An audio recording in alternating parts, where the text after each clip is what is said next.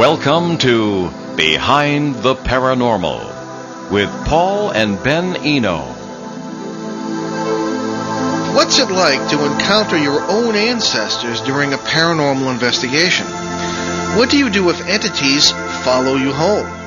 How do you keep your feet on the ground when the paranormal is your life's work? Well, hello everyone, and welcome to the 125th broadcast of Behind the Paranormal with Paul and Ben Eno. I'm Paul, of course, and I'm afraid Ben is working on a rather special project for our big CBS special next week. We'll tell you about that a little bit later. There are all sorts of interesting things going on surrounding that show, which will be April 11th, a week from tomorrow. But before we introduce our guest, it is time for our weekly paranormal contest.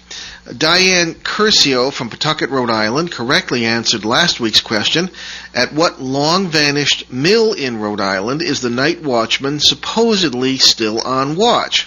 The answer, of course, the former Ramtail factory off Ramtail Road in Foster, Rhode Island. Now, this week's question is, in what Canadian city was an entire family reported abducted by aliens in 1976 and 1977? So if you can handle that, call us locally at 401-766-1240 or from anywhere in the U.S. at 800-449-1240 or write us at eno at onworldwide.com. And if I don't announce a winner during the show and you still think you have the answer, drop the line to ben at behindtheparanormal.com during the week. The winner gets an autographed copy of my 1998 book, Faces at the Window. Our guest today is one of my dearest friends and one of your favorites back on the show by popular demand. Murray Silver is a fifth-generation son of Savannah, Georgia. His family has lived there since the 1840s, and it's because some of his own ancestors are among Savannah's most famous hauntings that he has become one of America's leading authorities on ghosts. He is the host of the PBS television series Haunted South and publishes the Bible of local haunted tour guides down there, Haunted Savannah.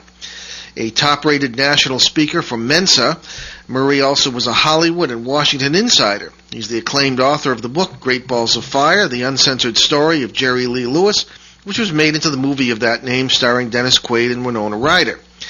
Murray is the author of a number of books, including his memoirs, When Elvis Meets the Dalai Lama, and Behind the Moss Curtain, a collection of true paranormal stories about Savannah. Murray worked in the late 1960s as promoter for rock bands like Fleetwood Mac, Grateful Dead, and Allman Brothers, and others. While going to law school, he transitioned from promoter to journalist in the 1970s and 80s, touring with acts such as Pink Floyd, Paul McCartney, Bob Dylan, Elton John, and Peter Gabriel. Top of all that, Murray became a paranormal investigator and historian of great insight and depth. His website is www.murrayonspirit.com. And as Ben would say, Murray Silver, welcome back to Behind the Paranormal. My brother Paul, it's always great to talk to you. I'm thrilled to be back in your virtual presence again, and I'm anxious to move forward from our last conversation. And I'd like to begin where we left off and remind you that the last time we spoke, and that goes back several months now, that I told you that we had entered into a very dark time in which we could expect to see a lot of transformation, oftentimes very violent, tumultuous transformation, and as my prognosis has turned out, we see through the examples of Haiti and the systematic dissolution of the Catholic Church, not to mention the Tiger Woods episode, that there's an awful lot going on this planet. And we're only tuning up the band, Paul. That's true. Well, Murray, I'm just glad to get you on the air. I don't know. I've never been a believer in conspiracy theories until a lot of stuff started to happen to Ben and me when we were, talking to you and a few other people who say things that are controversial, especially when it comes to UFOs or the government. Yeah. And last time, it was a few months ago, you were supposed to be with us on CBS. And CBS we're talking about here. The whole studio in Detroit shut down. Everything, it was just bizarre. Anyway, why do you continue in that vein? That's what our listeners are interested in hearing, because I believe there is some paranormal influence going on with some of these things. However, I do hope that we'll have time, and we never have yet, to get into some of the questions I asked in the beginning.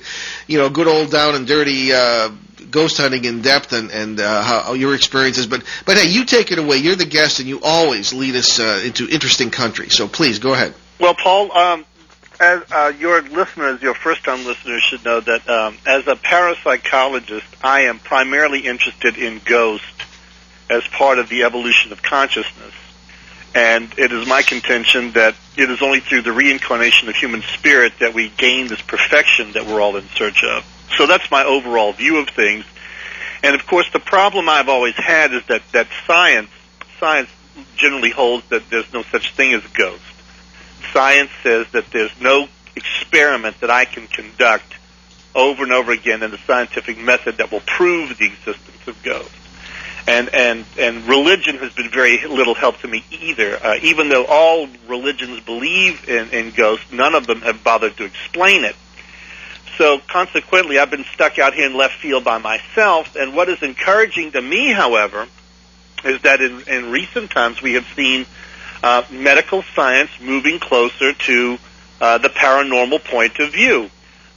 Most notably, I'm sure that you have heard, is that there's a worldwide study going on involving doctors and nurses who attend the dying and the dead, that they're now making a systematic investigation of what is called near-death experiences. And this is leading science ever closer to the subject of spirit, which science has always had a hands-off attitude about.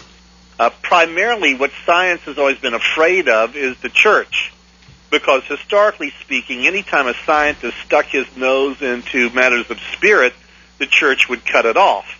And I mean, this goes all the way back to Galileo, who dared suggest that the earth was not the center of the universe, and he was damned to hell for it.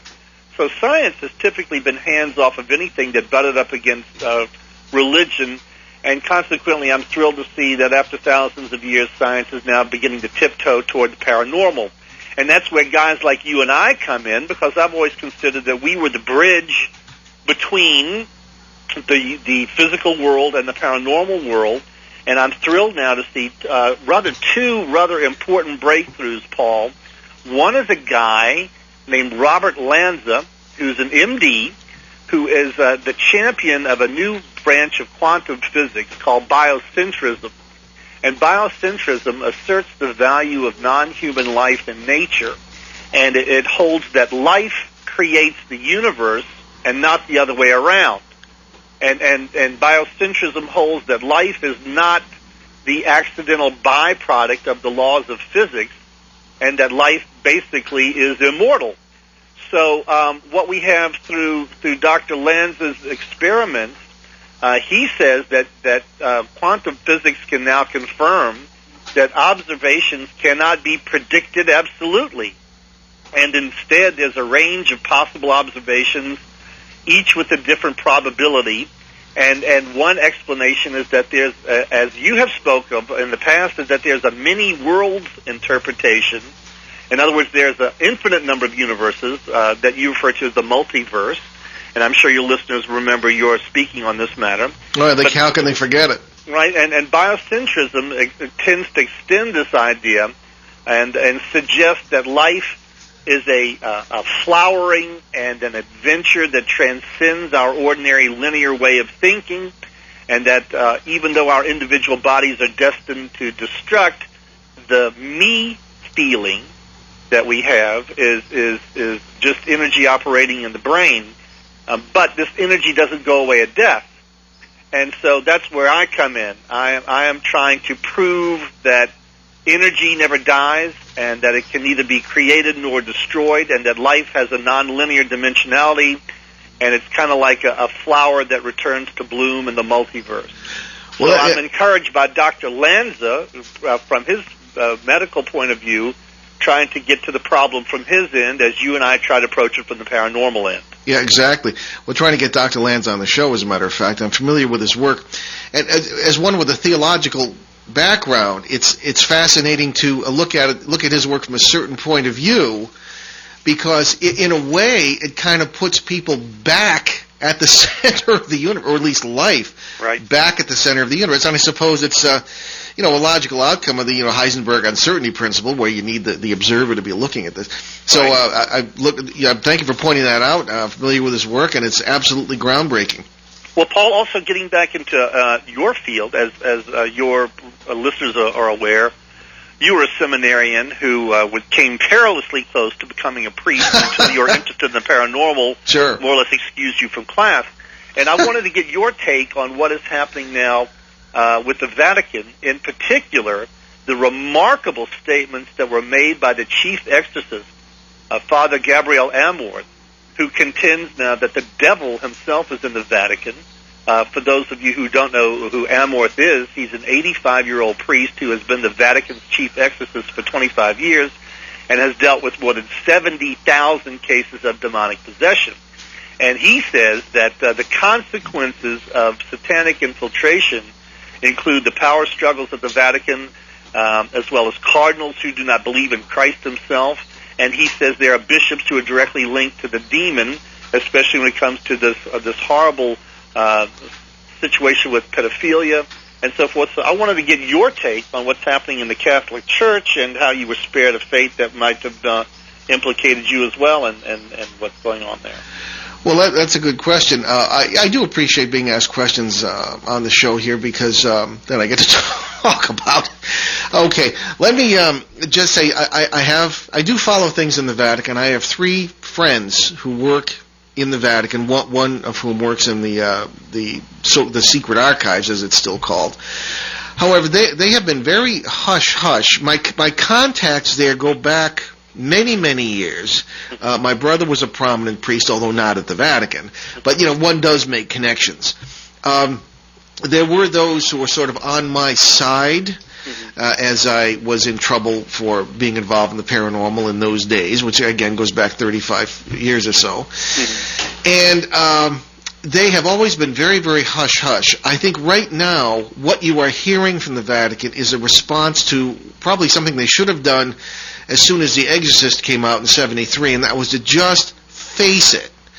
Talk about, say, this is our point of view, this is what it is, it's no more, no less, and just talk about it, instead of, clamming up and being secretive, because that just makes everybody suspicious, obviously.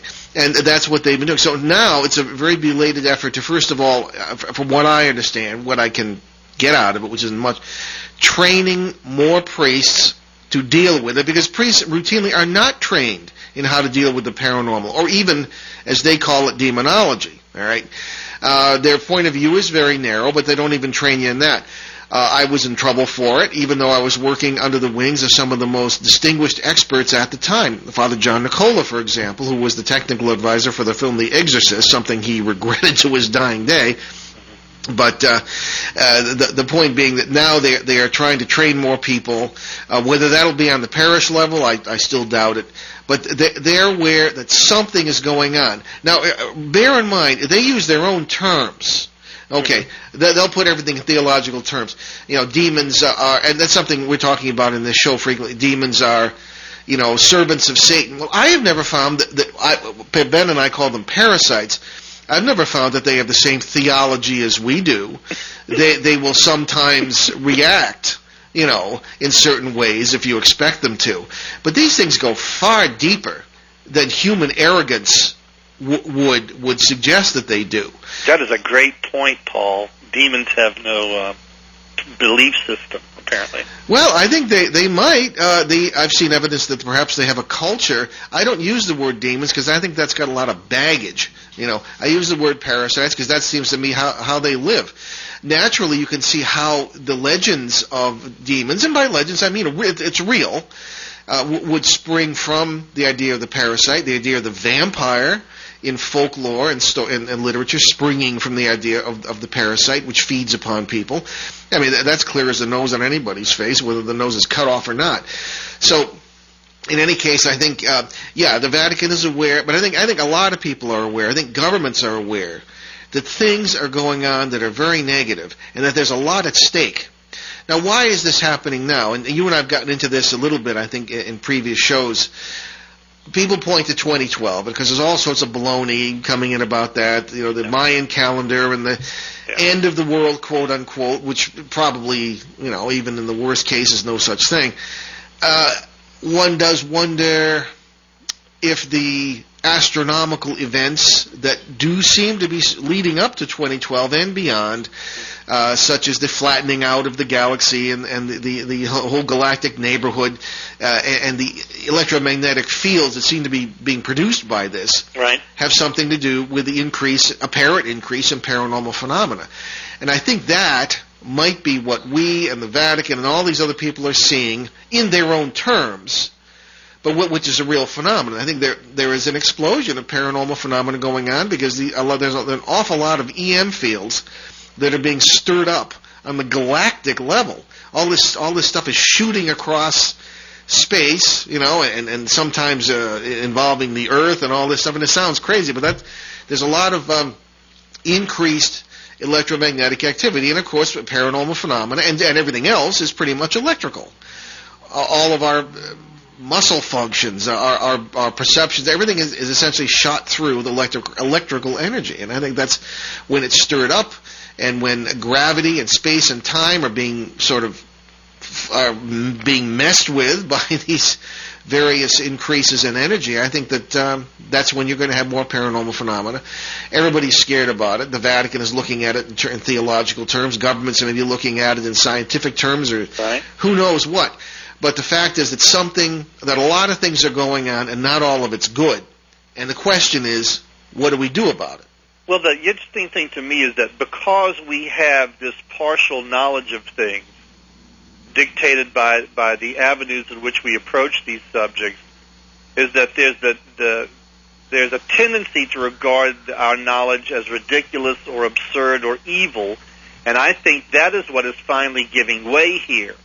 I think whereas before I used to be attacked by the religious right, now I'm finding there are more people who are interested in these various points of view because they all seem to approach the problem, and the only way we can get there is through these various disciplines. I mean, the way I have attempted to prove the existence of ghosts is not only through the scientific method, but in doing so, I work with psychologists and psychiatrists and ophthalmologists and physicists and psychics.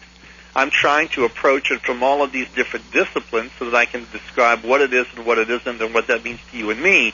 And so if there's anything good that's coming out of these troubled times, it's that people are trying to move beyond the idea that your idea or my idea is ridiculous or absurd or even evil, and that we realize that the only way we're going to answer the bigger questions is through the partial knowledge of things that each discipline brings.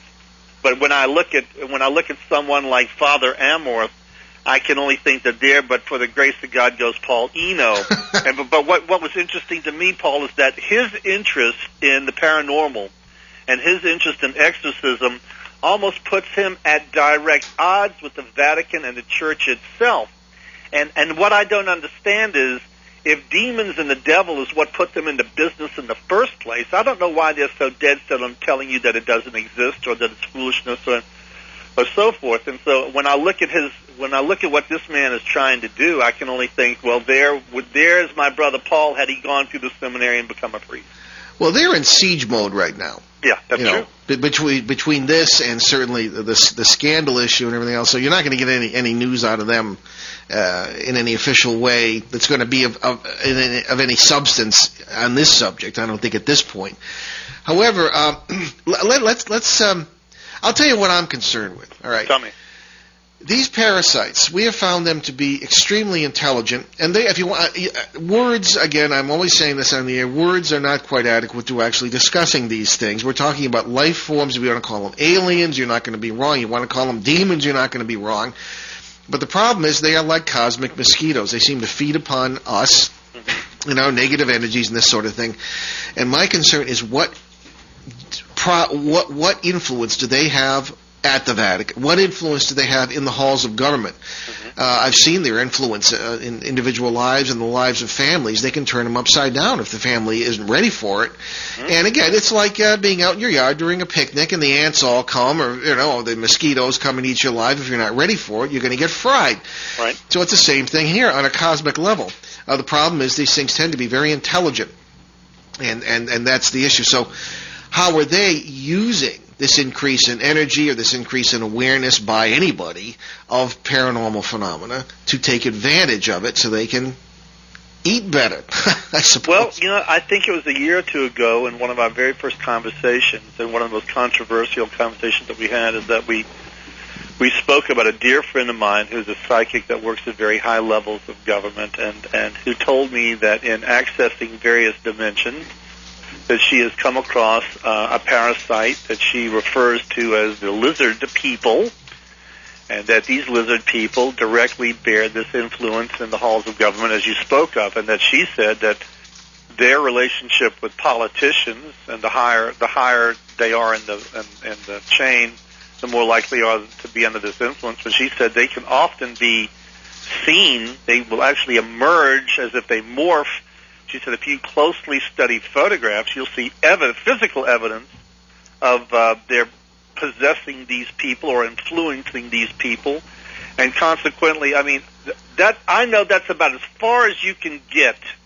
Oh, this is real planet. fringe. This is real fringe. But the problem is, when you look at what's going on with the government right now, Paul, you have a government that is imposing its will on the American people in a way that we've never seen before. And, I'm not a big believer in polls, but you don't necessarily have to be one to understand that the overwhelming majority of the American public is not in support of this health care thing that has been more or less rammed down our throat. And the bottom line is that you are now seeing the government acting as if it has access to a knowledge that we don't. And why is this important? It's because I'm not just talking about health care here, Paul. I'm talking about several other areas, including UFOs, where the government has a knowledge that it doesn't share with the people because the government thinks that people have to be managed and that people can't handle too much truth. Yeah. And so consequently, that transparency that Mr. Obama prided himself on when he was campaigning, that transparency has all but disappeared because he learned after taking office there's only so much honesty people can handle, and it only makes you wonder what else is it that the government and the military knows that they don't share with us, and instead spend an awful lot of time trying to suppress. Okay, we're going to hold that thought because we got a commercial break coming up, Murray. But we'll be right back with Murray Silver on Behind the Paranormal, and we're going to take a call. New River Press is proud to sponsor tonight's segment of Behind the Paranormal with Paul and Benjamin Eno. New River Press offers the best in unusual New Age books. Stand by the side of tonight's host, Paul Eno, as he battles poltergeists and helps suffering souls and families in the critically acclaimed books Faces at the Window and Footsteps in the Attic. Plunge deeper into the paranormal with Paul and learn about its influence on human history, its action in our daily lives, and its ultimate meaning for us in the best-selling Turning Home, God, Ghosts, and Human Destiny. Available now from New River Press, publishers of unusual books. Visit newriverpress.com, amazon.com, or your favorite bookstore. And set for release late this year in one of the most unusual books on the subject ever written, Paul gives us Dancing Past the Graveyard, What Ghosts Have to Say About God. Okay, we're back Behind the Paranormal with Paul and Ben Eno. Without the Ben today, I'm sorry to say, and we... Oh, okay, our caller has... Okay, we had if whoever called in, I'd ask, please call back. I guess if you're local, 401-766-1240, or nationally 800-449-1240, and you can talk with Murray Silver or me, whatever. So anyway, we'll hopefully our caller will call back. Now, Murray, we'll just remind you, folks, we're on with Murray Silver today, our good friend, paranormal expert especially in the Savannah, Georgia area, author, publisher, Hollywood Insider, Washington Insider, and we're talking about touchy subjects here, stuff that really goes to the fringe. Okay, right. we got. I guess our caller's back. Hi there, welcome to Behind the Paranormal. Hi, how are you? Fine, thank you, ma'am. I wasn't quite sure, and I didn't mean to hang up earlier, but I thought that you weren't taking calls. I had waited a few minutes. I wasn't quite sure if you said that the the powers that be in the Vatican these days do not believe in demons or demonology. No, they certainly do. They do. Oh, yeah. Well, you're asking me or Murray? Well, I'm asking either of you, actually. Okay. Oh, no, they certainly do. See, I think what I was saying was that my point of view might be a little broader than theirs about what these things are, but I mean, they certainly do stick to the traditional ideas of evil and demonology and this sort of thing. Oh, yeah, so the answer is no, I didn't say they didn't. They do. Okay. What I was speaking to, young lady, is the fact that my brother Paul was a seminarian, and Paul was very, very close to completing the program and taking his vows. And Paul's interest in the paranormal, Paul wanted to work with that branch of the church that deals with exorcism. It's surprising. Most people are not aware that every diocese has a priest that specializes in exorcism. I am aware of that, although these days they don't seem to be as well trained as they once were. Well, Paul can speak to that better than I am, but the point that I'm making about Paul is that Paul's interest in the subject led the seminarian, his teachers, to tell him, listen, we don't like the fact that you're so preoccupied by this. Was it because they thought he was obsessed? Well, no, I don't think that's an interesting point. He would have to speak to that. But the interesting thing is about Paul is that Paul wanted to proceed along this path because he thought this would be the way he could serve, and yet they told him that his interest in the subject matter made them uncomfortable, and more or less Paul was forced into making a decision. You either break off this interest in the paranormal and become the regular priest that we want you to be, or you've got to go. And Paul figured that if he couldn't do what he wanted to do, then he left, and I would like him to speak more about that. Okay, well I'll explain it. All right, essentially it depended on the seminary I was in. Okay? Where were you in seminary? I was at St. Thomas in Bloomfield, Connecticut for minor seminary. Yes. And then I was at Wadham's Hall Seminary in Ogdensburg, New York. Which are you from Rhode Island? I am, but I lived in the Archdiocese of Boston for many years. Oh, okay. Well, if you're from Rhode Island, you probably know some priests who attended Wadham's Hall, okay? And at Wadham's Hall, the faculty was rather sympathetic to this, okay? And matter of fact, they set up a special course for me in abnormal psychology because there happened to be a local state hospital nearby where we did some pastoral work and that sort of thing. And we piggybacked on that, and I was able to take a special course in abnormal psychology specifically to be able to tell, what was paranormal and what was psychiatric, okay? And, of course, it turned out not to be that simple, but they were sympathetic. Yes. And I should say that later on, I went to St. Vladimir Seminary in New York City, and I was about 2 years from ordination. They're the ones who had the problem. In what year was this? What year? 1977. All right. Yeah. And so that's what that was about. So actually, there were 3 seminaries involved. But one, as I said, the faculty was very sympathetic. So, in my book, Turning Home, I have an autobiographical chapter, but I don't get into all the gory details. I mean, people I didn't think would be interested. But, I don't think it was a problem with, and plus you have to remember that in the Roman Catholic Church at the time, and churches in general, there was a lot of paranoia about this, because of films like The Exorcist. Nobody quite knew what to do. That's because, I don't mean to interrupt you, but no, I'm 65 years old, and so perhaps many, or a great many Catholics that I know and have known are very poorly informed about the faith and about what the Church teaches. Very true. And as time has gone by, they seem to be less and less informed. And I think that is a problem. Well, there might be an issue. I don't want to get into, this isn't quite paranormal subject, but there is an issue with interpretation of the Second Vatican Council. For example, you go to different countries, many of the council documents were interpreted in different ways. In America, there was a lot of hesitation to do anything without asking permission of the Vatican, and there was some confusion.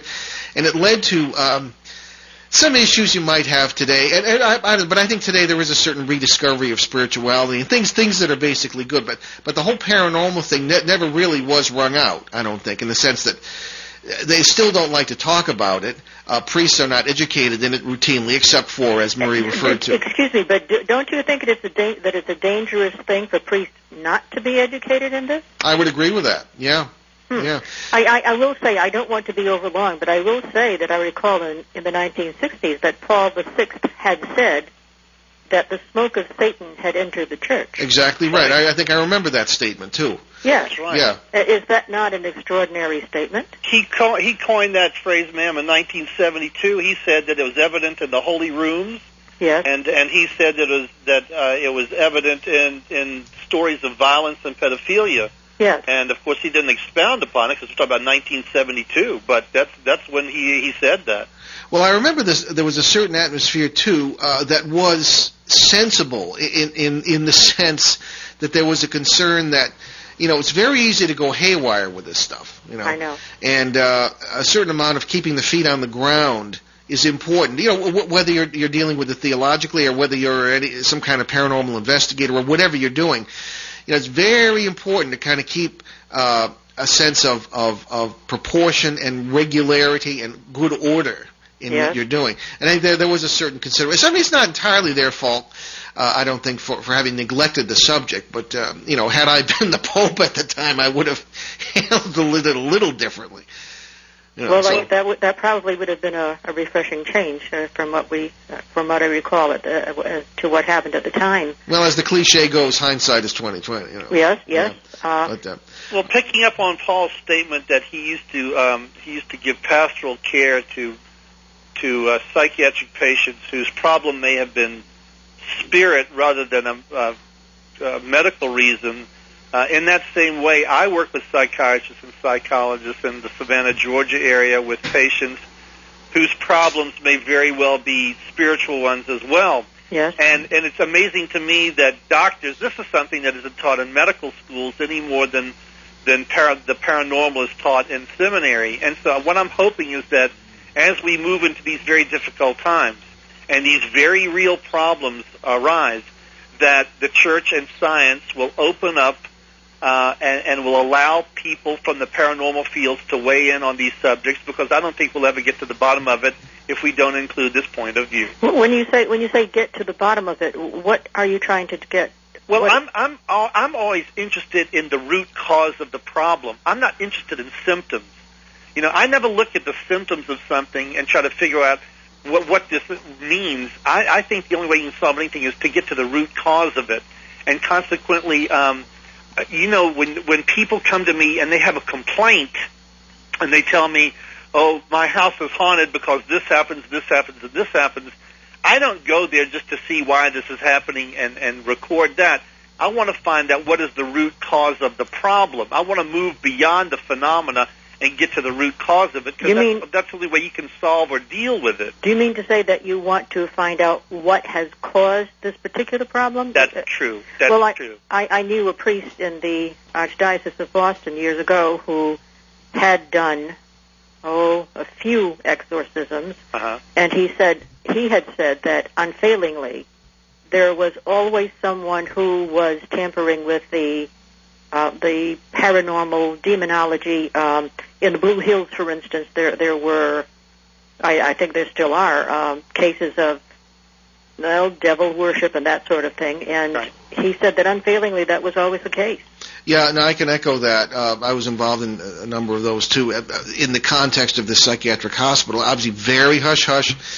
Neither the clerical authorities, the church authorities, nor the psychiatric officials or the doctors wanted anybody to know about this stuff, but that's one of the reasons we were working there. But the problem was essentially that you have people who punch holes, as it were, in, you might say, what we call this multiverse, and all these negative things will come in. Ouija boards, especially, seances, any of these things will start the dominoes falling, really. And in my point of view, these things are looking to feed upon us, and here they go. That's you're ringing the dinner bell. Also, we have found, and Ben and I find to this day, that when people are in extremely negative situations, when there is real hatred, animosity in a family, real stress that is abetted by, say, everything down to the water table under the site, which can conduct electricity or this sort of thing. All these ducts can be lined up, and but the real bottom line is negativity. Whether you're fooling around with the occult or whether you're involved in a really, really terrible hatred situation between family members or whatever. I mean, this all feeds these things. Well, I personally think that this kind of thing, this sort of thing that you're talking about, should be dealt with very carefully and by experts or people who know a great deal about the subject, because I do believe that for ordinary people, lay people who really don't know about these things, to tamper with this is very dangerous. Absolutely. I couldn't agree more. And the problem is you've got, what I call them feral ghost hunters. Mm-hmm. They're all out running around doing all this stuff. They get the picture in the paper, so everybody thinks they're an expert, and they're idiots. I mean, to put it bluntly, forgive me, but I mean, that's, not every one of them. Some of them are surprisingly good at this. I mean, we had a priest on 2 weeks ago who is I expected him to be non-canonical or some guy who just said he was a priest, but he's a priest in good standing in the Diocese of Providence, and he goes out on paranormal investigations with people, and they do a lot of the demonology thing, and it was very interesting to talk to him. So again, people need to be very, very careful. As I understand, over the past 30 or 40 years or so, demonic possession is on the rise. Is that true? According to my information, it depends who you talk to, okay? All right. I think that paranormal phenomena in general is very much on the rise. True. Possession is sometimes a matter of interpretation. I say interpretation because I'm not there to see it, or I haven't heard from anybody I trust who has judged that it really is possession. Mm-hmm. And people throw these terms around, very freely. So it's difficult to really get some statistic on it. But paranormal phenomena in general is on the rise. Therefore, I see no logical reason to think that possession itself isn't on the rise. If that is true, what would be the cause? Well, what's interesting to me is that oftentimes paranormal being the cause is always the last thing that doctors turn to. Mm-hmm. Doctors will approach it and even medicate the person into oblivion before they will consider that the problem may be one of spirit. And this is what troubles me, because it's kind of like if you have a headache that won't go away and you go to your doctor and he says, "Darling, I can't fix it, but I think you should see a neurologist." And then you go to a neurologist, and the neurologist says, "Well, I'm sorry, I can't get on top of it either, and I suggest you go see an eye doctor." And after you've gone to 15 different doctors who can't solve the problem, this is the same approach that is with people who have emotional or mental, psychological problems, is that all of these other things are considered first as the problem, as the root cause of the problem, before anybody say, well, maybe this has something to do with spirit and the paranormal. Yeah. And what I'm trying to do is I'm trying to introduce into the conversation the fact that should be among the first things that we consider. Why? Simply because of this. It is at the level of human spirit that we are all connected. It is the only thing that we have in common. The only thing that we have in common is that the spirit that embodies you, the spirit that embodies me, Paul, and all of our listeners, everybody on the planet, it all emanates from the same source. And that it is my contention that the spirit, being immortal, and that it reincarnates on its way towards achieving perfection, that this spirit is what is in conflict. And consequently, it is a shame that of all the sciences, the ones that, in my opinion, that lag farthest behind is the area of psychology. Because too quickly you want to put it in the realm of psychiatry, and that there's got to be a medical reason why people are acting out. And I find increasingly in Savannah, Georgia, that people who are experiencing real problems, it has nothing to do with their physiology, but more with their spirituality, and the battle is fought on the spiritual plane, not on the physical. And until science has more respect for that point of view, you will not be able to cure people, you will not be able to treat people, and people will be drugged for endlessly, as you see. Consider how many people you know that are taking some sort of mood-altering chemical. They're even advertising on TV and on radio for people. That's my point. And, yes. And this stuff doesn't cure the problem. It doesn't even help you deal with the problem. And yet that's the best medical science can do. And until medical science has more respect for these other disciplines, and the problem being the reason they don't is, again, medical science insists on proof. It insists on the product of tests and trials and testing, and they want something hard that they can point out and say, this is the answer. And I mean, still, after 2,000 years, we can't cure the common cold.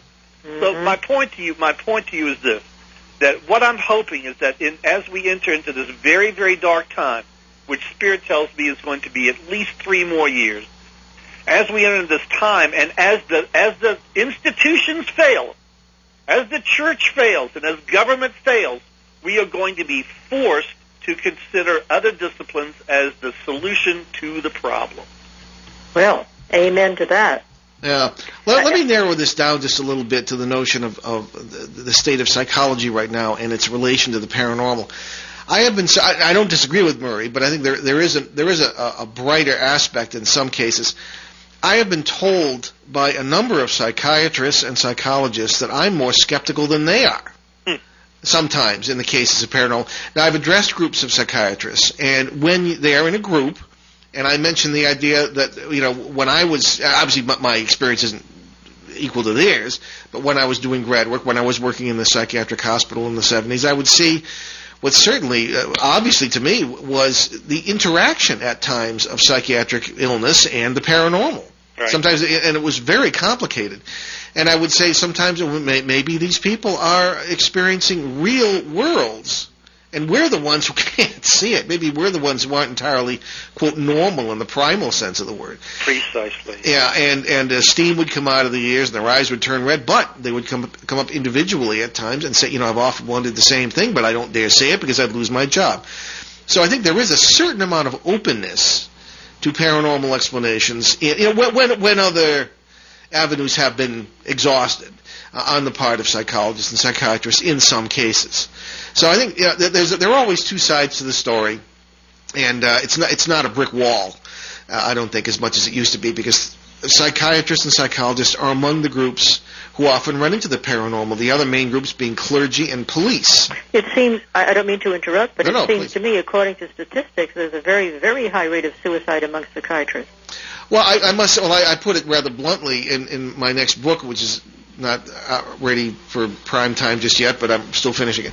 I say that about 85% of the psychiatrists or psychologists I ever worked with on the graduate level were mad as March hares themselves, and almost every one of them had miserable personal lives. Mm-hmm. So psychology is not spirituality. That's right. But, I do thank you very much for having taken the time to explain all of this. It's very interesting. Sure, and thank you for joining our conversation today. Okay. Murray, I'm going to give it back to you. She was lovely, Paul. I'm real. It's things like that. It's listeners like that make what we do so much more provocative and enjoying. And I really appreciate her input. It was well spoken, well said. But what it leads me to now broach is the fact that, as you know, one of my great friends and coworkers is one of the leading psychics on this planet, and here's the problem with psychics. A lot of people run into psychics who are everything or anything but. And so right now what I'm trying to do, Paul, is I'm trying to get a greater respect for the true psychic ability by explaining how it works and what this means. And it's interesting to me that, again, a doctor named Beischel has started the Woodbridge Institute in order to investigate the potential that exists within our bodies, minds, and spirits, and how that information can best serve all living things. And the doctor is now trying to explain that the problem with psychics is understanding where their information comes from. Exactly. And so what this institute is trying to do is prove how real psychics operate. And what's interesting to me is that Dr. Beischel has come up with only 3 possible potential sources for psychic information. The first is what she calls the idea of survival of consciousness, where we continue along in a world away from our human body, commonly referred to as life after death. The second is the idea of a super psi, which is PSI, the Greek letter, where the information standing that is for retrieved, paranormal, where the information that is retrieved is through a combination of clairvoyance or precognition or telepathy.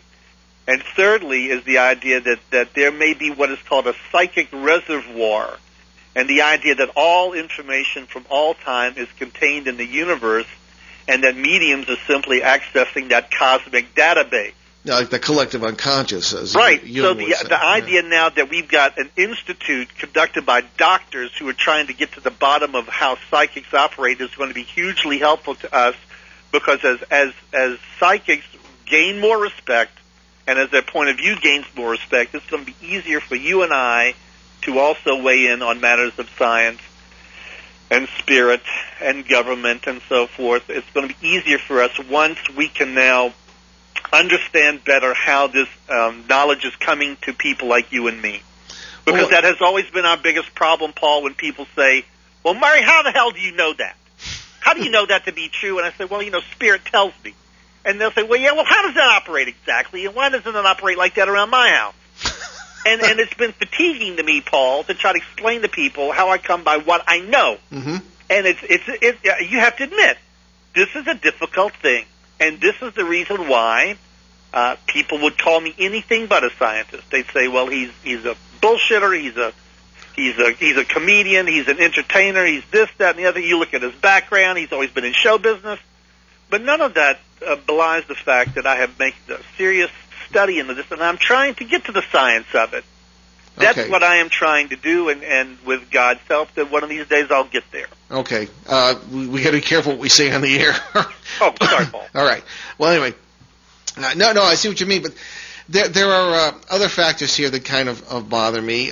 Sometimes when it comes to psychics, there are issues where they will say different things about the same thing. And see, this is one of the things that led me toward the whole multiverse idea, where everything really is in some part of space-time actually true. In other words, in one, well, you know the drill.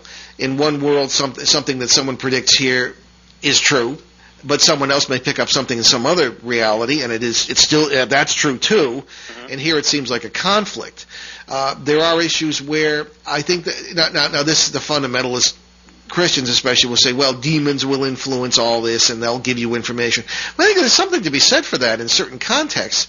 The whole Ouija board thing, people just believe what they're told. They don't question it. I think that's really stupid. So that's another issue. So the whole issue of the psychic information is open to a lot of debate, which is unfortunate in a way, because I wish we could plumb the bottom of it. We were all psychic, and I'm always saying we never would have survived the earliest days of our specieshood if we hadn't been able to have the feeling we're being watched or about to be eaten by something or this sort of thing. It's a defense mechanism.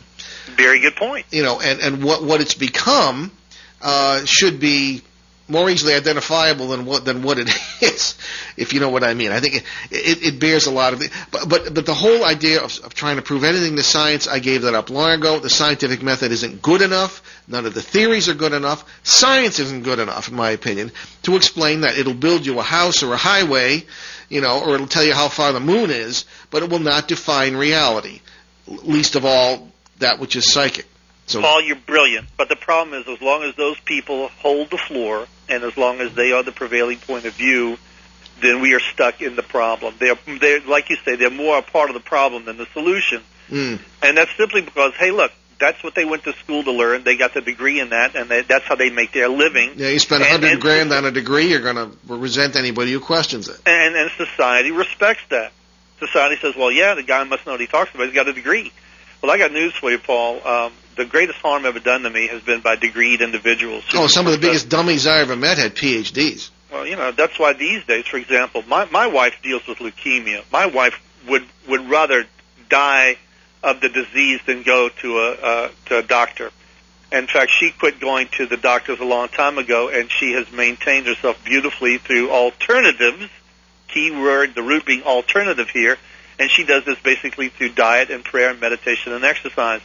And her oncologist fired her. The oncologist said, if that's what you're going to do, then take your phone and get out of here. The oncologist said, look, either you take chemo or get out of here, because basically that's all he has to sell. Yeah. But it was fascinating to me that if you don't take the cure as they prescribe it, they got no use for you. And so my wife said, well, fine, if you don't need me, I guess I don't need you. And now 10 years later, she's in better health than I am, but only because of the alternative. And she sounds great. I talked to her on the phone a couple weeks ago. We were setting up this show. Oh, Murray, we're coming down to the end of the wire here. Oh, no! It never ceases. Hey, we talked about some great stuff today. But I wanted to give you a chance. Tell us about your books and some of your. You're also a TV producer, and tell us about what you're working on. Geez, there's not enough time, Paul. But I will remind your viewers that I have recently created 2 episodes of a show called Phantoms of History that I'm trying to find a home for on network television, and I'm still trying to fine-tune the model. I did have a guest appearance on Zach Baggins' Ghost Adventures show on the Travel Channel, which was a hoot and a half. Zach, for those of you who haven't seen him, is a muscle-bound guy from Vegas who likes to duel with spirit. He has these lockdowns overnight in haunted places, and he likes to provoke them into fights, thinking that's the best way that he can get them to respond. Oh, my ears. Well, he came down here to Savannah, and he picked a fight with the wrong spirits, and we showed him stuff that made him pee his pants. He's left town, and I haven't seen or heard from him since. But in any event, so in addition to that, Paul, I still have Bonaventure Books, which has a website and people can access. We do publish the best-known ghost guide to Savannah, and I want to invite all of your listeners at some point to come to Savannah, Georgia, and to look me up so that I can show you how spirit can operate in ways that will absolutely amaze and confound. And by that I mean I can produce ghost on demand, Paul. And so this is my laboratory, and I invite people to come out and join me when I'm doing investigations and so forth. And so there's that, but I also want to tell you that Brad Pitt has optioned the movie rights to my book on Jerry Lee Lewis and would like to make a second film. He wants to what's called reboot the project and create a new film in which he will play the part of Jimmy Swaggart the Evangelist, which will raise a whole new set of theological questions, I'm sure. But in addition to that, Paul, basically Savannah's my home base. We're dealing with a lot of problems here of every kind, and being a Savannah boy, I'm trying to help my hometown. And so I'm easily accessible. I'm not hard to find.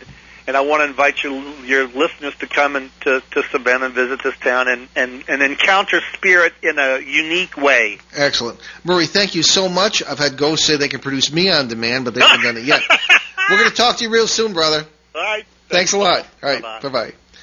Okay, folks, we're almost down to the wire here. Plan to listen to our 3-hour special on CBS New Sky Radio, April 11th. Combined shows with our on-air neighbors there, Dave and Tom Jones from Caps Paranormal, to co-host a UFO panel discussion, the 30th anniversary of the Bentwaters Air Base incident of 1980, Britain's Roswell. We'll have UFO greats Nick Pope, British Ministry of Defense, Bill Burns from UFO Hunters, Peter Robbins, along with actual eyewitnesses, Colonel Charles Halt, John Burroughs, Larry Warren, and it's the first time they've appeared together in 30 years, so it's going to be pretty spectacular. And many thanks to our producer, the great Dave Richards himself. We'll see you next week, Saturday, April 10th, right here on ON 1240 AM, www.onworldwide.com at 11 a.m. Eastern, 8 Pacific. Our guest will be, I hope, Stan Friedman, UFO great grandfather of ufology, for our lead-in to our April 11th program. And in the meantime, I'm going to leave you with a quote from Gautama the Buddha. What we are today comes from our thoughts of yesterday. Our life is the creation of our mind. Have a great week. Return to this radio frequency 167 hours from now for another edition of Behind the Paranormal with Paul and Ben Eno.